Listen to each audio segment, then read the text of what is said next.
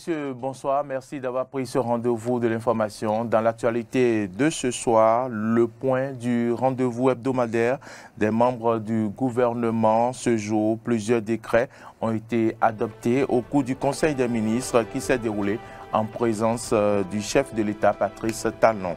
Le gouvernement a mis en service hier 15 centres communaux de services publics. C'est la ville de Ouidah qui a abrité le lancement officiel des activités. Nous en parlerons dans ce journal. Et puis, hors du Bénin, le variant Omicron du Covid-19 devrait être majoritaire en France entre Noël et le jour de l'an. C'est une déclaration de Gabriel Attal, porte-parole du gouvernement. Voilà pour le sommaire, le développement c'est maintenant.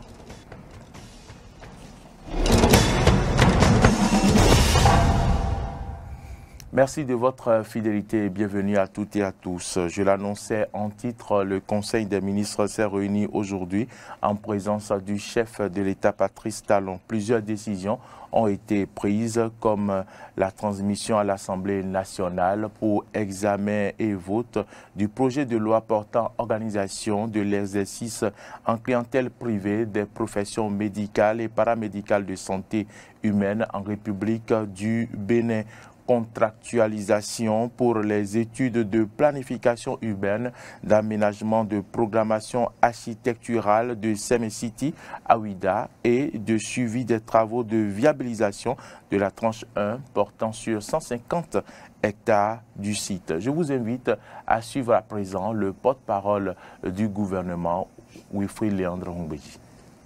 Transmission à l'Assemblée nationale pour examen et vote du projet de loi portant organisation de l'exercice en clientèle privée des professions médicales et paramédicales de santé humaine en République du Bénin. L'utilisation des tickets valeurs à des fins autres que celles des services, cas du chef du service administratif et financier de la direction départementale du cadre de vie et du développement durable Ouémé Plateau, qui a dépensé 2 200 000 francs CFA de tickets valeurs à des fins personnelles.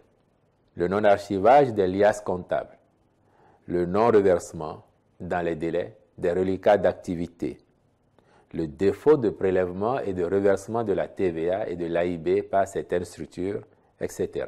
Ces manquements graves ont eu pour conséquence des moins perçus pour l'État s'élevant à la somme de 1 382 177 711 francs CFA, dont 88 889 578 francs CFA sont déjà remboursés.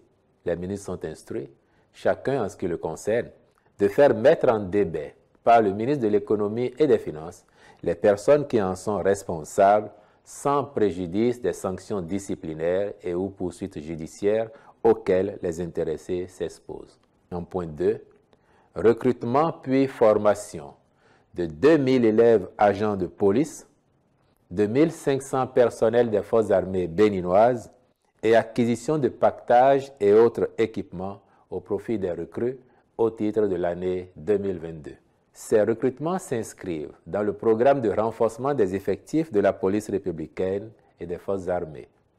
Ils permettent une meilleure gestion des défis sécuritaires, de même qu'ils participent de la consolidation du dispositif de défense opérationnelle du territoire national à travers l'activation de nouvelles unités territoriales et mobiles. Le Conseil a donc marqué son accord pour l'organisation subséquente des concours, de même que pour la formation et l'acquisition des pactages et autres équipements au profit des nouvelles recrues. La contractualisation pour les études de planification urbaine, d'aménagement, de programmation architecturale de Semesiti à Ouidah et de suivi des travaux de viabilisation de la tranche 1 portant sur 150 hectares du site. Initialement prévu pour être érigé sur un site de 189 hectares dans la commune de Semekpoji, les infrastructures de Semesiti le seront finalement sur un domaine de 336 hectares dans la commune de Ouidah, où l'espace nécessaire et convenable a été obtenu. Rapprochement de l'administration des usagers. Le gouvernement a mis en service hier 15 centres communaux de services publics. La cérémonie de lancement officiel des activités de ces centres communaux s'est déroulée à Ouidah, compte rendu aimé juste Defodi. Les 15 centres communaux installés dans 15 communes démarrent désormais leurs activités. Par ce fait, le gouvernement veut poursuivre la transformation du Bénin en une plateforme de services numériques de l'Afrique de l'Ouest. Selon le directeur du cabinet du ministère du Travail et de la fonction publique, Victorin Renvort, les 10 centres visent à accroître la performance, l'efficacité et l'efficience de l'administration publique. Le représentant résident du PNUD au Bénin, Mohamed Abshir, se réjouit pour sa part de l'opérationnalisation de ces centres qui, selon lui, accélèrent le processus de dématérialisation et de modernisation de l'administration. Le plan 2D se trouve être un outil de réforme de l'État visant une réorganisation des administrations centrales et déconcentrées pour que chaque département ministériel se dote, en plus de son approche sectorielle classique, d'une approche territoriale. Il s'agit donc d'un important levier d'accélération de la décentralisation et de la déconcentration. Et partant, un moyen de crédibilisation de l'État, d'affirmation du leadership des gestionnaires des services publics et d'instauration d'un système de redevabilité mutuelle à tous les niveaux. Heureux du choix de sa commune pour le lancement officiel des activités des centres communaux, le maire de Ouidah, Christian Huichenou, promet un bon usage de l'ouvrage. Ce projet cadre parfaitement avec notre vision à Ouidah du service public. Un service public plus accessible, un service qui considère l'usager comme un client et qui par conséquent œuvre à sa satisfaction. Au nom des bénéficiaires de ce projet, je voudrais vous rassurer de ce que nous prendrons grand soin des infrastructures dont nous héritons ce jour, de sorte à garantir leur durabilité dans le temps et ce pour le bonheur de nos administrés.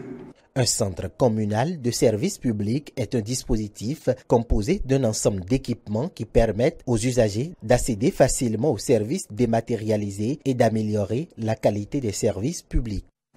Bientôt, les salaires des travailleurs béninois seront revus à la hausse. C'est une décision du Conseil des ministres du mercredi 15 décembre qui continue de susciter grand intérêt dans l'opinion publique.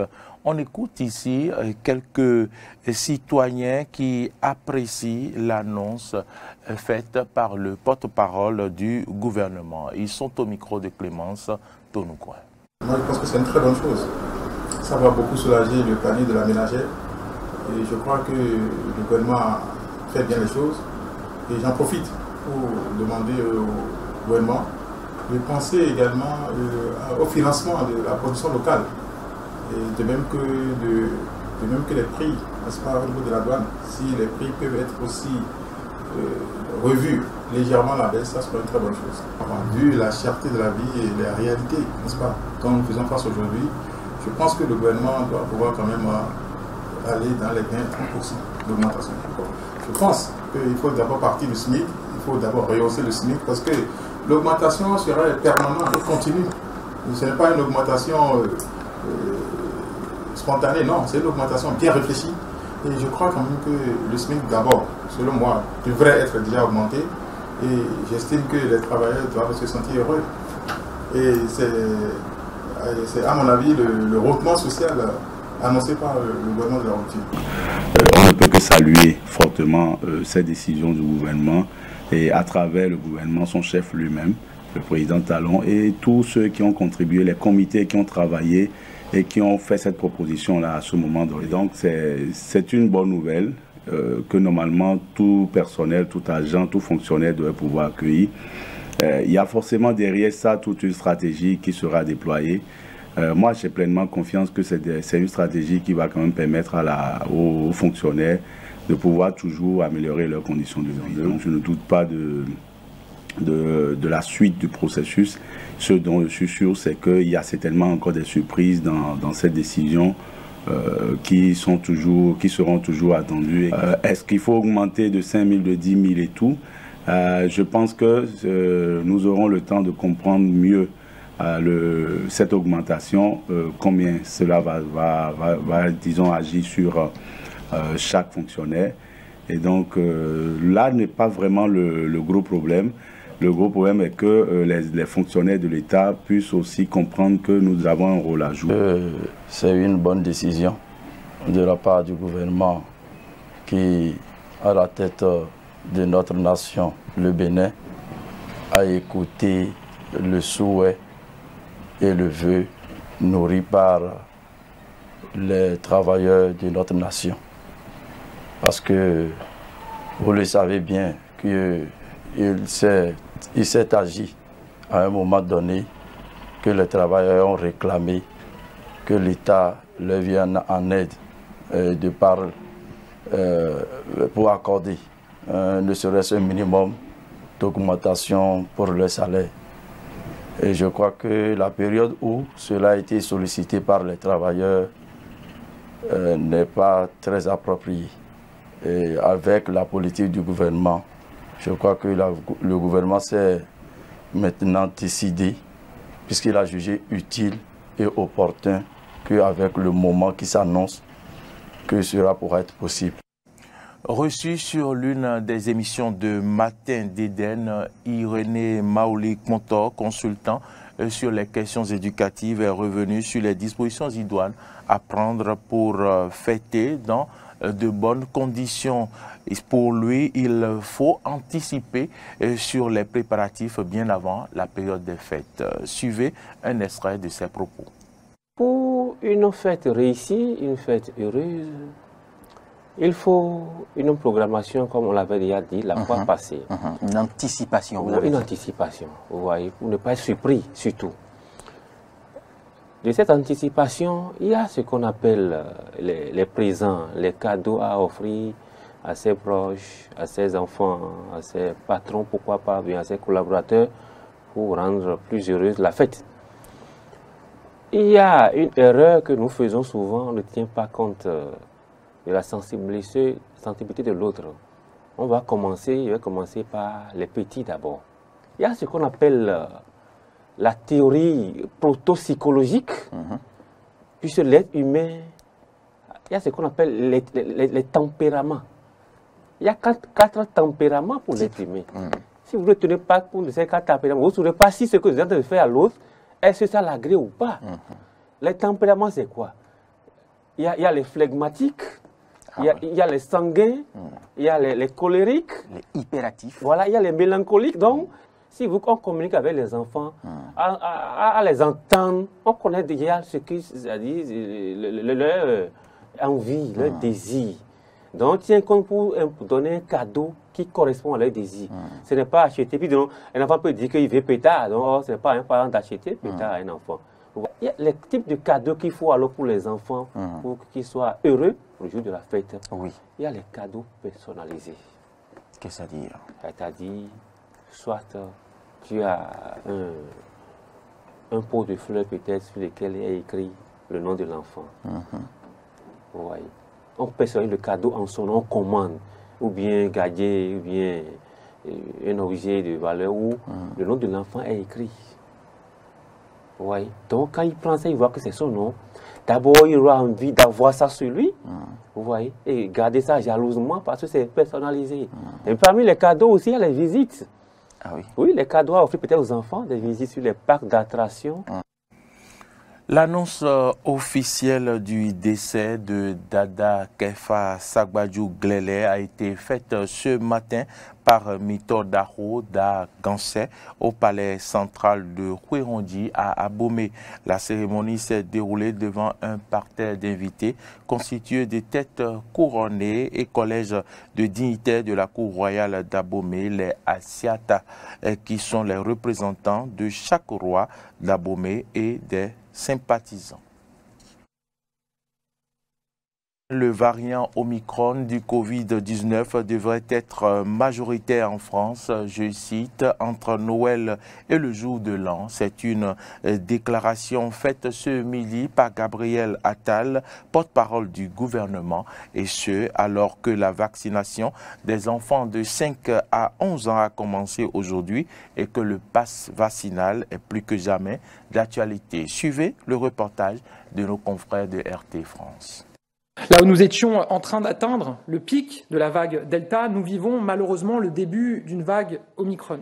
Gabriel Attal, toujours sur le pied de guerre. Le variant Omicron inquiète l'exécutif qui voit les hôpitaux se remplir progressivement. Nous avons dépassé les 3000 patients en réanimation, les 15 000 personnes hospitalisées avec des hausses de plus de 10% sur une semaine. Grâce à la mobilisation exceptionnelle de nos personnels soignants, l'hôpital tient. Mais nous devons continuer à l'aider à tenir. Et pour cela, le gouvernement mise tout sur la vaccination. Prévu le 5 janvier 2022, le projet de loi sur le pass vaccinal sera finalement présenté la semaine prochaine. D'abord en Conseil des ministres, avancé au lundi 27, puis à l'Assemblée quelques jours après. Une campagne vaccinale que l'exécutif cherche à étendre.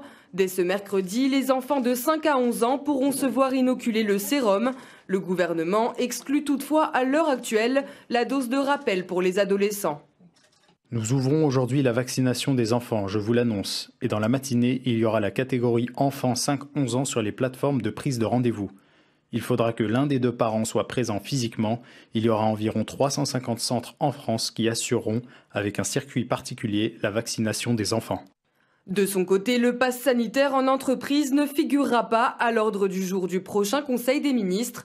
Elisabeth Borne appelle toutefois à un retour en force du télétravail. C'est clair qu'avec la situation, il faut accélérer, renforcer le télétravail. Je demande aux entreprises de se préparer dès maintenant à renforcer le télétravail à la rentrée, donc le 3 janvier, avec une cible de 3 jours minimum pour les postes qui le permettent, voire 4 jours quand c'est possible. Face à un relâchement observé dans les restaurants, la mobilisation des forces de l'ordre et des sanctions plus lourdes ont été demandées par l'exécutif pour lutter contre les 182 000 faux passes sanitaires qui circulent en France. Un durcissement des contrôles face à un variant moins contrôlable lui aussi. Plus de 100 000 contaminations par jour sont attendues entre Noël et le jour de l'an, selon Olivier Véran. Alors que les fêtes de fin d'année approchent à grands pas, le gouvernement veut prendre ses bonnes résolutions avant même 2022. En ce moment, l'Allemagne s'apprête à durcir ses restrictions sanitaires avec l'instauration après Noël de nouvelles restrictions. Une stratégie qui va à l'inverse de celle du Royaume-Uni. Londres annonce aujourd'hui la réduction de la période d'isolement de 10 à 7 jours. Suivez. Le variant Omicron arrive, les Européens se préparent à l'impact, estimé pour le début du mois de janvier. L'Allemagne a fait le choix des restrictions pour les fêtes, alors que les données récentes semblent indiquer une augmentation moins rapide des contaminations quotidiennes. Le pays a en effet enregistré près de 21 700 cas entre le 19 et le 20 décembre, soit la moitié des contaminations enregistrées 2 jours auparavant. La chancellerie anticipe et a présenté son plan d'attaque face à Omicron. Restrictions pendant les fêtes, fermeture des discothèques ou encore rencontres sportives à huis clos.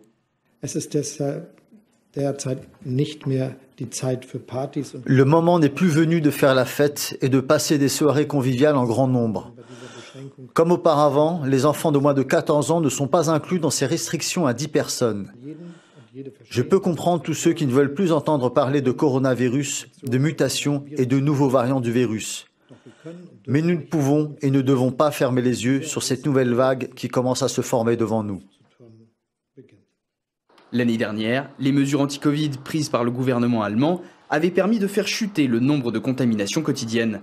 Cette année, ces restrictions laissent les Allemands perplexes.